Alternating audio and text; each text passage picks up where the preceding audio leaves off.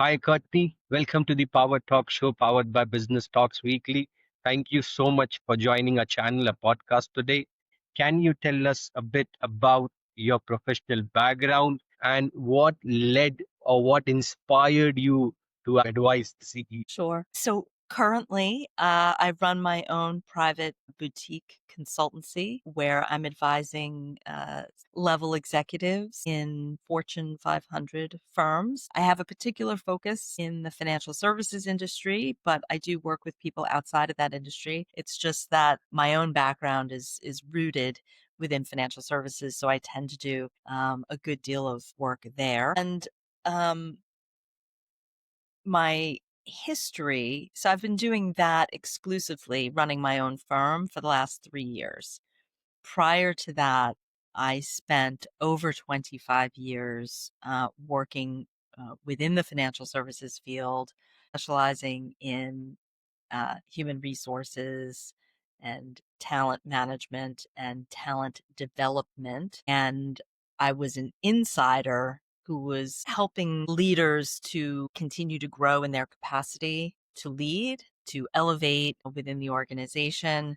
I was part of many initiatives deciding who was going to get promoted into the highest levels of management within the organization. And a lot more, but I'll leave it at that for now. But I always had a great interest in and passion around working directly one-on-one with individual leaders to help them achieve their highest professional goals. I found that I could be even have the kind of impact that I wanted to have in working with people individually on their own careers, on how to navigate power within an organization. I felt that I could have a greater impact that way than some of the initiatives that I led at my organization were more enterprise wide, where you're trying to, set the standards for an entire company. And that was a great learning experience. And I think I contributed a great deal.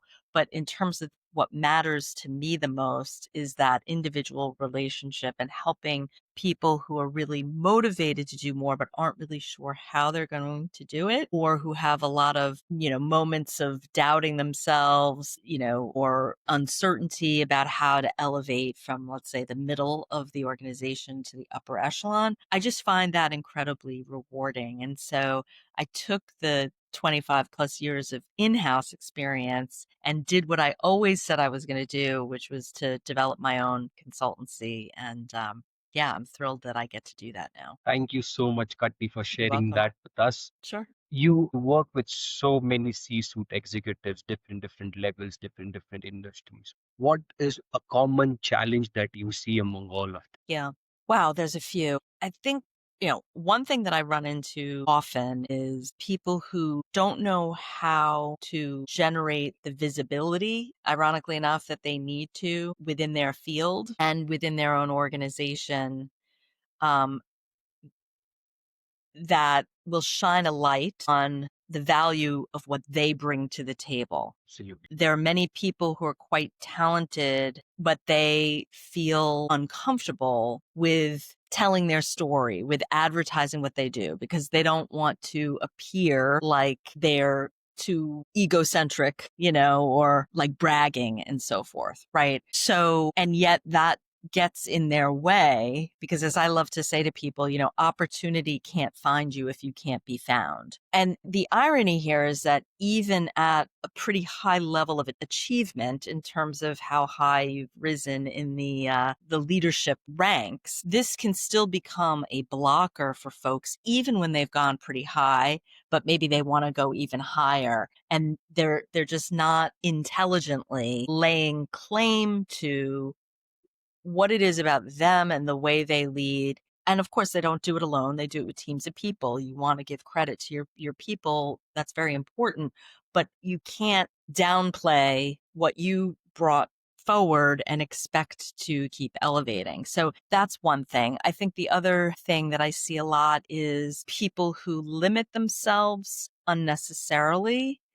They think, well, I've gotten to this level, but I'm not cut out for this next level over here. And they don't always pause to interrogate the reasons. What makes you think that you're not cut out for that? Are you really challenging yourself? What do you believe is going to be required? Why couldn't that be you?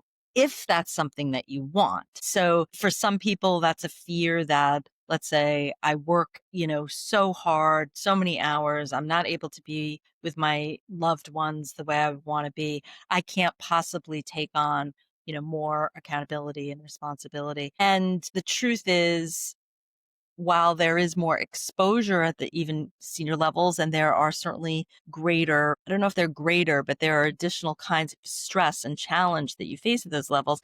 It's Absolutely. not necessarily true that just because you work up here, you have to work 300 hours a week, that you don't have versus this next level down. So, I mean, these things sound very basic and prosaic, but I guess what's interesting to me is that I find no matter how high people go, they still share some of these underlying concerns. And so sometimes they hold back. The other thing that I find people challenged with is really understanding at the subtleties at more senior levels of leadership, the subtleties around influencing and, frankly, of acquiring power, but also using power. And the truth of it is, nobody is out there teaching us how to do this, right? You don't necessarily go to graduate school and earn an MBA. I mean, some MBA programs have some classes on the topic of power and so forth, notably Stanford University. I'm forgetting the name of the professor who I love, who runs a whole class on this, but that's the exception, not the rule. And so somehow you're supposed to just figure it out on your own based on your own instincts, how to cultivate allies, how to enemies is maybe too strong a word, but not always, how to carefully sidestep those others who Yeah. perhaps have a very different agenda than you are, and still get your thing done and still be a good human and all the rest of it. Like that becomes a very daunting point of navigation for many folks. And yet they feel like they can't admit that they don't know what they don't know, because that would make them look weak or that would seem embarrassing. But the truth is, most people don't really know. They're making it up as they go along. And some people get lucky and they figure it out. But there are many more who could use some extra help and advice. And this is not about turning you into a Machiavellian, you know, cold-hearted, person who steps on other people. And that's another thing that gets in the way, is people assume like, well, if I want to use power, I must be mean or uncaring, and that's inconsistent with the identity that I have for myself. And I'm here to say, no, that's not, it's not about being mean. It's just about being smart. It's about being savvy. It's about understanding the game of chess that's being Yeah. played, and the reality that, as I love to say to folks, whenever there's more than two people in the room, you have politics. Don't be afraid of what that word means or connotes, but you need to learn how to navigate it in order to advance the goals that you have, not just professionally, but if you're trying to get a certain initiative done at an organization, or if you're trying to sell something to anyone, you have to be able to line up the support to make that happen and eliminate or sideline rivals. And you've got to get comfortable with how all that works. So anyway, I've kind of gone on here, but that's something that I find is quite challenging for many people because of the preconceived notions that they have about what it means to do that. Absolutely, absolutely. It's very, very interesting because you work with different age group of executives, Yeah. and there are many young entrepreneurs right now, young startups who have gone through a funding round and they have good amount of money to spend and they have a different vision.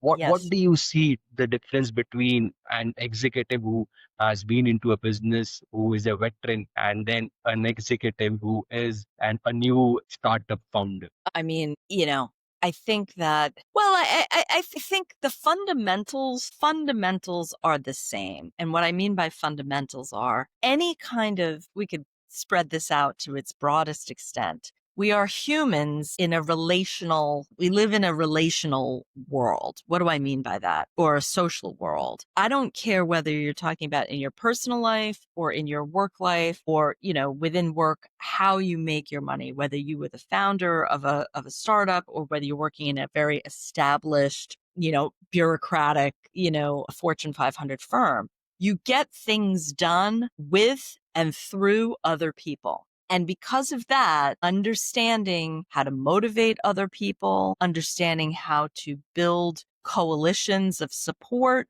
how to enroll people, if I can use that phrase, in your vision of the future, those abilities transcend context. It transcends the context of whether you're in a Fortune 500, corporate setting with its hierarchy, with its rules, with its traditions, or whether you're in a scrappier startup type of situation. The thing that's common to all of these contexts is the rules of human interaction, human motivation, relationships, etc. Now, the contexts are very different though in other ways. And, I don't position myself as a deep subject matter expert on the world of small, smaller startups, but there, you have to be even more comfortable with uncertainty. I mean, I think, again, anyone has to be uncomfortable with this, but I would think in a startup where you're just building, building, building, you don't know yet when the reward is coming. You may have issues with cash flow. So you're not even sure if you're going to be able to pay your mortgage the next month because you don't know, where you're at. Absolutely. You're really kind of making it up as you go along in a sense. Whereas, and you have to be much scrappier. You don't have the same set of, resources Yeah, around you. You have to be willing to do anything and everything to get the job done, meaning you as the individual or your small team of people. There's got to be a level of nimbleness and, being a generalist that I think is, and a higher risk taker than maybe people who find themselves within a more, quote, traditional corporate environment that, again, is more well established. You're not necessarily sweating about whether or not you're going to get paid in the next 2 weeks. That's not to say, I don't mean to suggest that everything is certain yeah, or relaxed, within the confines of a corporate environment, but it's just there are some real differences in the context. Am I answering your absolutely. question, Yeah, Naveen? absolutely. It Not makes sure if I sense. am. Yeah. Absolutely, yeah, it makes sense. Courtney, what's your vision? Like when I went through your website, scaling without sacrifice. What is your vision for the next 3, 5 years? What are you looking at? Yeah. Well, it's funny you bring up the website because I'm actually in the middle of not quite a full rebrand, but a little bit of repositioning. But I will talk to scaling without sacrifice. So the original birth of that was around, I mean, number one, I liked the alliteration of scaling and without sacrifice. But the vision for that was I wanted to show leaders, male, female, doesn't matter, that you can continue to expand in the scale and expanse of leadership roles that you take if you so choose. You want to ascend to not just run a team of 40, but maybe you want to be ultimately in that C-suite and running global teams in the thousands or whatever it is, and being at the most senior levels of authority, responsibility, impact within your given field and organization. What I wanted people to know is that it is possible to do that in a way that does not sacrifice everything else that you care about in your life. I'm not here to say that you are just going to sit around and not work hard or that you won't have to make some trade-offs here and there, but it doesn't have to be all or nothing. Because what I see is a lot of people who would hold themselves back a bit because of the fear of the unknown or and the belief that, well, if I ascend to be the CFO of a Fortune 500 or the CHRO or the chief risk officer, head of a, a major business segment for a large enterprise, I'm going to have to give 1,000% of myself to that endeavor and to heck with, my marriage, my family life, whatever. And I just am a stand for saying no. I mean, I'm not going to tell you that it's easy, but it is possible to intermingle both. And you have to really decide what you want, what your priorities are, and then we build everything around that. So anyway, that was with the moniker scaling without sacrifice, like this idea that you can grow, you can elevate, and you can find a way to do it.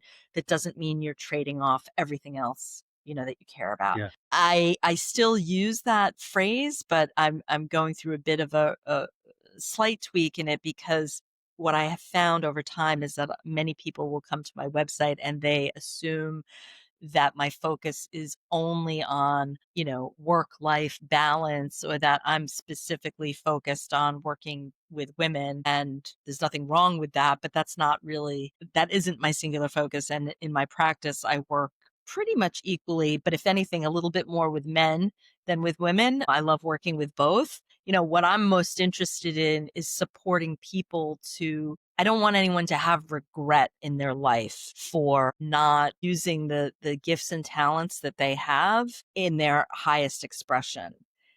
And that's what really matters to me, right? And this idea that, again, it's not by magic. It's not by sitting around and just hoping for good things and thinking positive thoughts. You have to take action in the real world, but basically that you can create whatever you want for yourself if you're willing to do the work. And that a lot of times we're limiting ourselves prematurely and unnecessarily. And that's what I want to help break down for people. So And I hope once you have done your repositioning and rebranding, I can have you again to have a I'd love conversation to. on that. Yes. Yeah, I'd I love to, would. Navin. I'm Thank looking you. forward to it. So, Oh, Katni, thank you. Me too. one final question. I usually ask this to all my guests. What one piece of advice you received that changed your perspective professionally and personally? Yeah.